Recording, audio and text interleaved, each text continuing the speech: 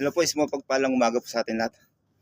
Today is March 23, 2026. Nandito ngayon tayo sa Sète, France. Yan. Akitin po natin yung famous nila na yung sa cross dito sa taas ng bundok.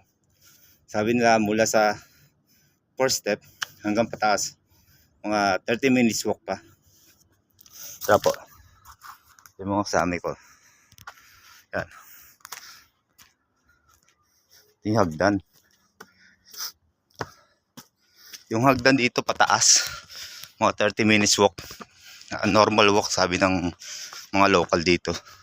Isa sa mga famous itong cross na pinupunta nila sa taas ng na itinayo nila sa taas ng bundok. Diba?